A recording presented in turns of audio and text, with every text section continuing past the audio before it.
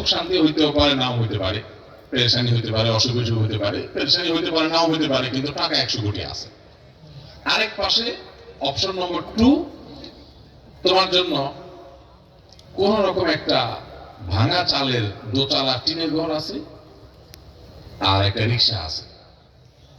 রিক্সা চালাবা pedal মেরে, আর কুড়ে ঘরে থাকবা, কোন রকম নুন পান্তা এনে খাবা, তবে সুখের গ্যারান্টি আছে। কোন অপশন নেবেন? কুড়ে ঘর নেবেন? সত্যি সত্যি যদি আল্লাহ তাআলা অপশন দেন, তখন বোঝা যাবে যে কোনটার দিকে চোখ টানে। আহা ভাইরা আমার, ভালো করে শুনেন। আপনি ধরে ফেলছেন পলিসিটা, এই জন্য কুড়ের ঘর বলতেছেন, চালাকি বললে তো হবে না। আল্লাহর কাছে দোয়া করতে কি চান? সুখ চান না পয়সা চান? সুখ চান। সব তো ফেরেশতা, এখানে ওয়াজ করার দরকার কি? এত ফেরেশতা থাকলে এখানে ওয়াজ করার দরকার আছে? এখন এটা সব আল্লাহ আল্লাহ মানুষেরা, এটা পয়সা করে কিছু চায় না। সুবহানাল্লাহ। ভাই, আমরা আল্লাহর কাছে সাধারণত কি চাই বলেন তো? অনেক যুবক আমাদের কাছে প্রশ্ন দেয়, হুজুর একটা মেয়েকে আমার খুব ভালো লাগে, মনে হয় অনেক তারে পাইলে সুখী হব, তো আল্লাহর কাছে ওই মেয়েকে যেন আমি স্ত্রী হিসেবে পাই, এটা দোয়া করা যাবে কিনা? এটা অনেক ছেলে প্রশ্ন করে। আমি বলি, ভাই এই মেয়েকে পাইলে তুমি সুখ পাবা, এই গ্যারান্টি তোমার কে দিল? তোমার মনে বলতেছে যে এই মেয়েটা পাইলে আমি সুখে পেয়ে যাবো। এই মেয়েটা পাওয়ার পর তোমার জীবনটা জীবন্ত জাহান্নাম হয়ে যাবে না, এইটা তোমাকে নিশ্চিত করলো কে? হতে পারে কি পারে না? এরকম বহু ছেলে তথাকথিত প্রেম, যেটা 2 নম্বরই আর কি। 2 নম্বরই আমি এমনি এমনি বলি না, আমি সব জায়গায় এটা ব্যাখ্যা দিই। কারণ এটা হলো ছেলেদের কিছু ফষ্টি করার ধান্দা, আর মেয়েদের কিছু চটপটি ফুচকা চাইনিজ বাদাম খাওয়ার ধান্দা। নাম দিয়েছেন প্রেম। সবাই না, কিছু মুখলিস আছে, ইখলাসের সাথে এই হারাম কাম করে। ইখলাসের সাথে করে মানে আবার হুজুররা করে, এটা চিন্তা করেন না। ইখলাসের সাথে করে মানে হলো ও হয়তো বাদাম ফুচকা খাওয়ার ধান্দা নাই, ওর হয়তো অন্য কোনো ধান্দা আছে, সেজন্য সে হয়তো করে। কিন্তু বেশিরভাগই বা সাধারণত এই দেখেন, এই তথাকথিত অবৈধ যে সম্পর্কগুলো হয়, বিবাহ বিরোধ, এগুলো বিয়ে পর্যন্ত কয়টা টিকে বলেন তো? আমি সব জায়গায় বলি, সম্পর্ক করে অন্য মেয়েদের সাথে, 2টা 3টা 4টার সাথে। এদিকে হুজুরদের আজকে এসে কানে কানে চা পানি খাওয়ায়, বলে হুজুর একটা মহিলা মাদ্রাসার পর্দানসীন মেয়ে দেখেন আমার জন্য। মেয়েরা তো বুঝে না, ধরা খায় এই বদমাইশের কাছে। এর পাম্পট্টিমূলক কথাবার্তা শুনে, চোখের পানি দেখে, ভালোবাসা, হান টান, প্রেম প্রীতি, এই সমস্ত 2 নম্বরের কথাবার্তা শুনে বেচারি গলে যায়, তার সব বরবাদ করে ফেলা। ওই প্রতারকের প্রতারণা ধরতে পারে না। ভাইরা আমার, তো যেটা বলছিলাম যে আমরা অনেক সময় মনে করি যে অমুকের পাইলে আমি সুখী হয়ে যাবো। আচ্ছা, যতজনে এই বিবাহ বহির্ভূত প্রেম, প্রেম শব্দ বলতে আমার খারাপ লাগে, কারণ প্রেম তো হবে স্বামী স্ত্রীর মধ্যে। 2 নম্বর জায়গায় কিসের প্রেম? আবার এই 2 নম্বর সম্পর্ক যারা করে, এরা সবাই তো মনে করে যে অমুকের পাইলে আমার জীবন জান্নাত হয়ে যাবে। এগুলো বিয়ে করার পর সবগুলোর জীবন খুব সুখী হয়ে যায়? চুরাচুরি হয় না, বরং বেশিরভাগ হয়। এই 2 নম্বর সম্পর্ক বেশিরভাগ ওদিকে যায়, কারণ আল্লাহ তাআলা হারামে আরাম রাখেন। এর বিপরীতে আমি দেখাই, বৈবাহিক সম্পর্কের মাধ্যমে যে সম্পর্কগুলো গড়ে ওঠে, এখানে অশান্তি হয়, কিন্তু এখানে তুলনামূলক কম হয়। তুলনামূলক এখানে প্রতারণা কম হয়, সামাজিক একটা বন্ধন আছে, ফ্যামিলিগত একটা কমিটমেন্ট আছে। এটা এরকম হয় না। ভাই আমার, ঠিক একই ভাবে আল্লাহ তাআলার কাছে আমরা সুখ চাইবো নাকি টাকা চাইবো? একটা কথা আমি সবসময় বলি, আপনি সুখ তো চাইবেন, কিন্তু আল্লাহর কাছে বলেন, আল্লাহ লটারির টাকা কি, লটারির টিকিট কিনছি, আল্লাহ 40 লাখ টাকা লটারি দিয়ে দাও, আর কিছু চাবো না জীবনে, এটা হলে শুধু চলবে। অনেকে ক্যালকুলেশন করে আল্লাহর কাছে চায়, আল্লাহকে বাজেট দেয় যে আল্লাহ এই লাখখানিক টাকার একটা বাইক, আর এই লাখ 2 টাকার পুঁজি, আর একটা আইফোন টিভি করার জন্য আল্লাহ মোটামুটি এই 2-3টা জিনিস দিয়ে দিলে আমার কোনো ডিমান্ড না, আল্লাহ শুধু একটু করে চলবে। বা একটু করে যে আপনি সুখে শান্তি থাকবেন এমন কোনো গ্যারান্টি আছে? এটা বরং আপনার বিপদের কারণ হতে পারে। এই বাইকে আপনার বিপদের কারণ হতে পারে না? এই জন্য আল্লাহর কাছে এটা চাওয়ার নিয়ম না ভাই। কি চাইবেন আল্লাহর কাছে? নবী করিম সাল্লাল্লাহু আলাইহি ওয়াসাল্লাম শিক্ষা দিয়েছেন। ওলামা একরাম আছেন এখানে, নবী করিম সাল্লাল্লাহু আলাইহি ওয়াসাল্লামের প্রতিটা পদক্ষেপে আল্লাহর কাছে দোয়া করতেন। এত দোয়া, চলতে ফিরতে উঠতে বসতে প্রতিটা কদমে কদমে দোয়া, আজকার দোয়া প্রতি কদমে কদমে। আমি অন্তত পাইনি কোথাও, ওলামা একরাম পাইলে বলেন নবী করিম সাল্লাল্লাহু আলাইহি ওয়াসাল্লাম কোন দোয়ায় আল্লাহর কাছে এরকম কোন দোয়া করছেন আমি দেখিনি যে আল্লাহ আল্লাহুম্মা ইন্নী আসআলুকা আমওয়ালান কাসীরা, আল্লাহ আপনার কাছে অনেক পয়সা কড়ি চাই, এরকম একটা দোয়া আমি আজ পর্যন্ত পাইনি। আপনারা পাইছেন?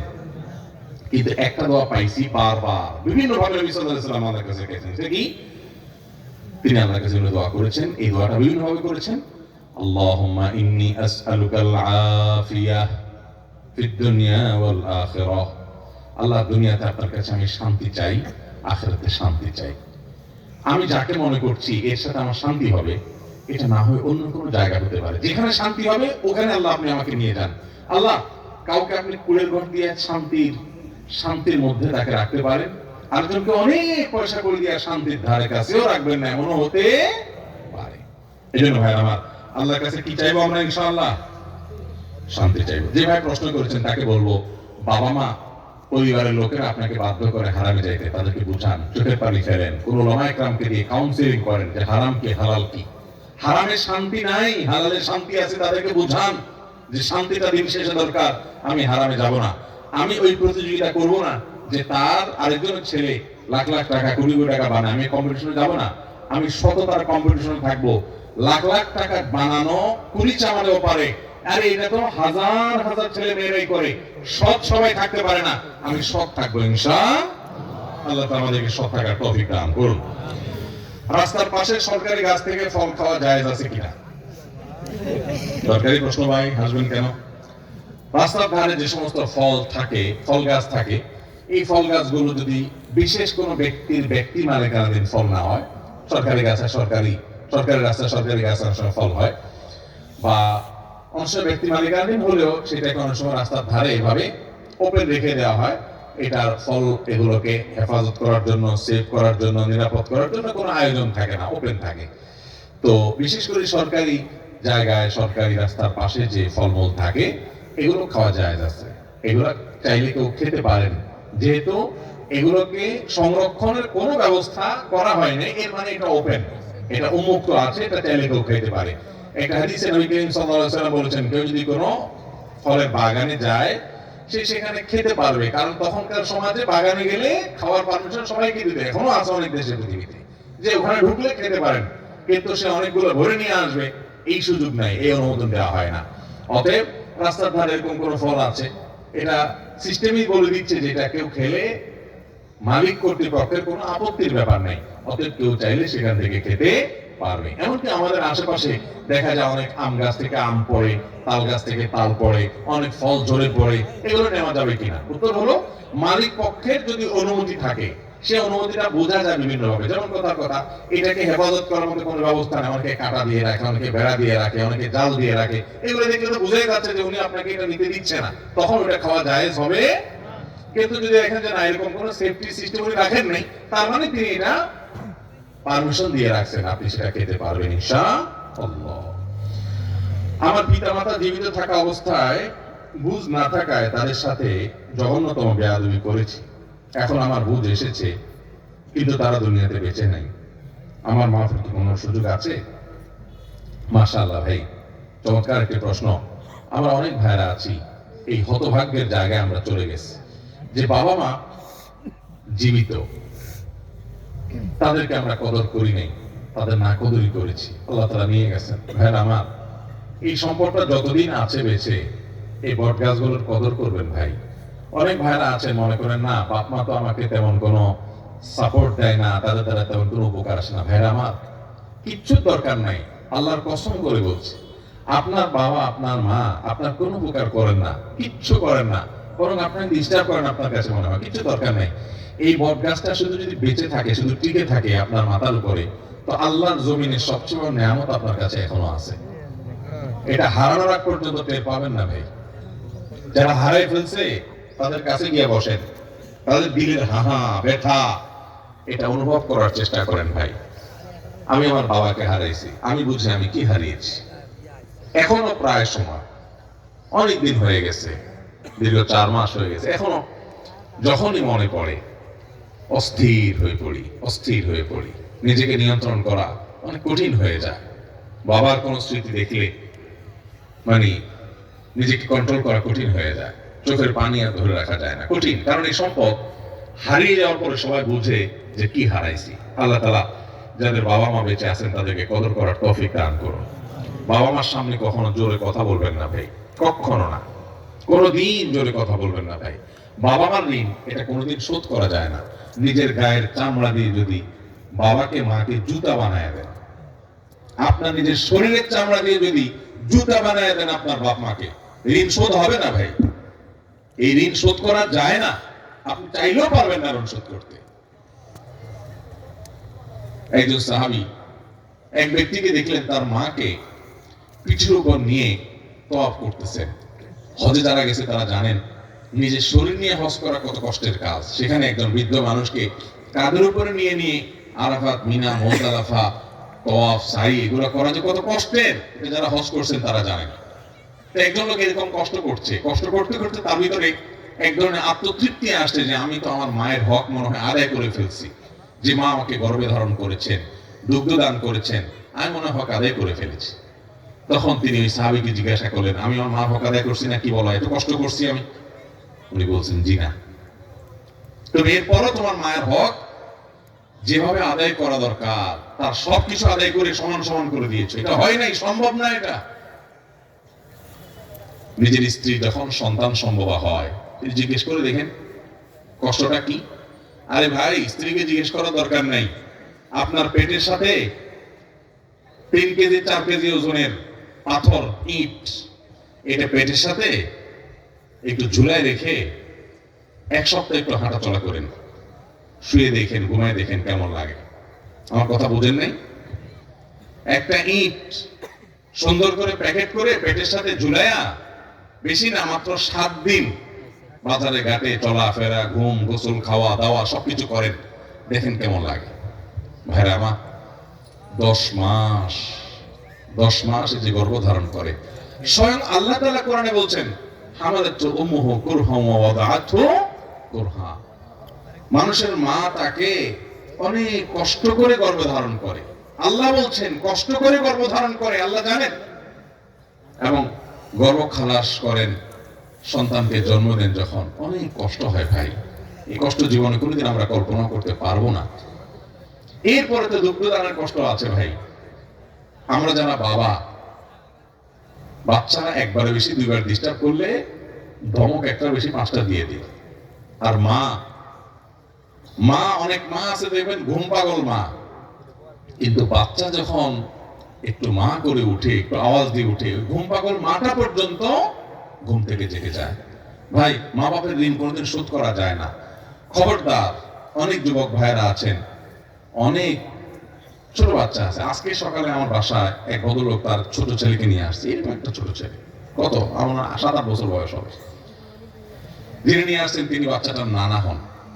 নানা তার নাতিকে নিয়ে এসে আমাকে বলতেছে, ওকে একটু নসিহত করেন, ওর জন্য দোয়া করে দেন, কারণ ওর মার সাথে বেয়াদবি করে। তো আমি চিন্তা করলাম সমাজ কোথায় চলে যাচ্ছে, একটা 8 বছরের বাচ্চা মার সাথে বেয়াদবি করছে।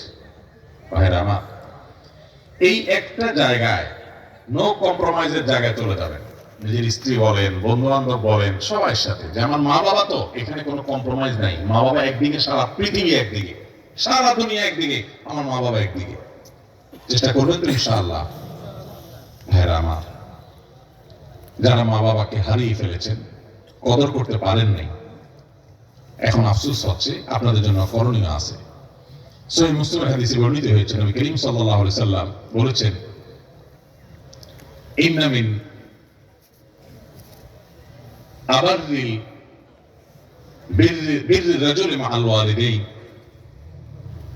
কোন মানুষ তার বাবার প্রতি, মায়ের প্রতি, হাদিসে শুধু বাবার কথা আসছে কিন্তু বাবা মা দুজনই উদ্দেশ্য, বাবা মায়ের প্রতি যদি কেউ সদাচরণ করতে চায়, তাহলে বাবা মার মৃত্যুর পর বাবা মা যাদের সাথে চলাফেরা করতেন, তাদের সে বন্ধু বান্ধব, তাদের যে আপনজন, তাদের সে প্রিয়জন, তাদের সাথে বাবার মতো আচরণ করবেন।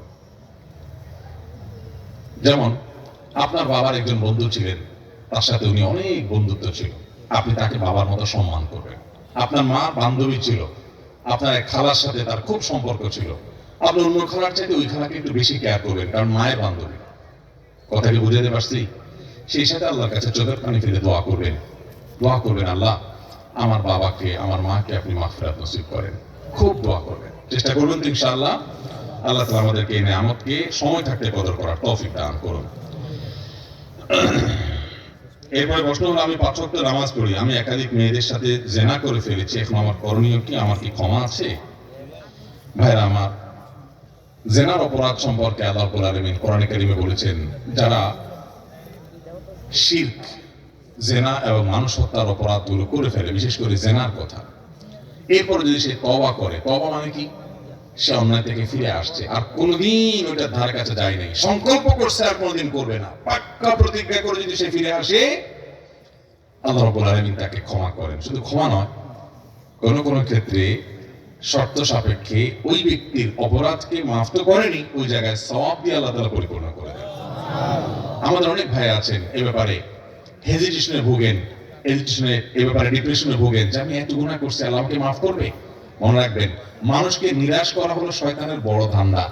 সে আপনাকে নিরাশ করে ফেলবে। শয়তানের কাজ কি জানেন? বলবে যে আরে কোন মুখে আল্লাহর কাছে মাফ চাইবি, তো তোর কি মাফ চাওয়ার মুখ আছে? এত আকাম করছস, থাক চালায় যা। হাসতেছেন? এটাই বাস্তবতা, এটাই বাস্তবতা। মদিনা এয়ারপোর্ট আমাকে এক ব্যক্তি ধরছে এরকম একটা প্রশ্নের জন্য। দেখা হয়েছে হঠাৎ করে এয়ারপোর্টে, বল যে ভাই অমুক গুনাহ করার পর আমি শুনছি যে এটা আল্লাহ মাফ করবেন না, আমি গুনাহটা ছেড়ে দিয়েছিলাম, কিন্তু পরে মদ খাইতে নুনে বলেন যে আমি এখন আবার শুরু করছি, শুনছি যে মাফ হবে না। এটা শয়তান করে ভাই। এই জন্য আল্লাহ তাআলার কাছে ক্ষমা নাই এমন কোন অপরাধ। আরে ভাই, শিরক করার পরও যদি কেউ তওবা করে, মাফ হবে কি হবে না? হবে। তাহলে জিনা করলে মাফ হবে না কেন? তবে হ্যাঁ, তওবাটা তওবার মতো হইতে হবে, শুধু মুখে আস্তাগফিরুল্লাহ বললে হবে না। ওই অপরাধের রাস্তা থেকে চিরকালের জন্য বেরিয়ে আসতে হবে, ওর ধারে কাছে আর যাওয়া যাবে। আল্লাহ তাআলা অবশ্যই মাফ করবেন ইনশাআল্লাহ। যাকাতের নিসাবের স্বর্ণ রূপার ভিন্ন মূল্য হওয়াতে আমরা কোনটিকে নিসাব হিসেবে ধরে নিব? যাকাত স্বর্ণ এবং রূপা দুইটার ভিন্ন ভিন্ন পরিমাণ আছে। রূপা হলে 85 গ্রাম অথবা 7.5 ভরি, স্বর্ণ হলে 85 গ্রাম অথবা 7.5 ভরি, আর রূপা হলে 52.5 তোলা কিংবা 595 গ্রাম। একই কথা। রূপা হলে 595 গ্রাম, স্বর্ণ হলে 85 গ্রাম। আর তোলার হিসাব করলে রূপা হলে 52.5 তোলা আর স্বর্ণ হলে 7.5 তোলা। এর সমপরিমাণ সম্পদের মালিক হলে তারপর যাকাত ফরজ। এখন কথা হলো, রূপা আর স্বর্ণের সাথে তো মিল নেই, টাকার বেশ কম অনেক বেশি, মূল্যের বেশ কম অনেক বেশি। এক্ষেত্রে উত্তর হলো, যেই কোনো একটা, এখন রূপার দাম কম, পৃথিবীতে কোনো কালে কোনো সমাজে যদি রূপার দাম বেশিও হয়ে যায়, তখন স্বর্ণটা হবে সর্বনিম্ন নেশাব। কথার কথা আর কি। স্বর্ণ এবং রূপা এই দুইটার যে কোনো একটা নেশাবকে টাচ করবে, স্পর্শ করবে, যাকাত ফরজ হবে। এখন ধরেন আপনার কাছে ক্যাশ টাকা আছে, তাহলে ক্যাশ টাকাটা স্বর্ণ বা রূপা যে কোনোটার সাথেই এটা কনভার্ট হতে পারে। অতএব আপনি যখন এটাকে রূপাতে কনভার্ট করবেন, তাতে 595 গ্রাম রূপা কিনতে 40-50 টাকা বা তার চেয়ে প্লাস মাইনাস টাকা হলেই হয়ে যাবে। মানে এই টাকার মালিক হয়ে গেলে 1 বছর থাকলে যাকাত ফরজ হয়ে যাবে। কিন্তু স্বর্ণ যদি হিসাব করেন, তাহলে 7.5 ভরি স্বর্ণ এটা কিনতে তো অনেক কয়েক লাখ টাকা লাগবে। কথা কি বুঝাতে পারছি? এই জন্য স্বর্ণ বা রূপা যে কোনো একটাকে টাচ করলেই যাকাত ফরজ হয়ে যাবে। যার শুধু স্বর্ণ আছে, তার 7.5 ভরির আগে যাকাত নাই। কিন্তু একজনের কিছু স্বর্ণ আছে, কিছু টাকা আছে, তাহলে এই স্বর্ণটাকে টাকায় কনভার্ট করে এই টাকা সহ রূপার নেশাব টাচ করলেই যাকাত ফরজ হয়ে যাবে। শুধু স্বর্ণ থাকলে তার 7.5 ভরি নিচে যাকাত হবে না।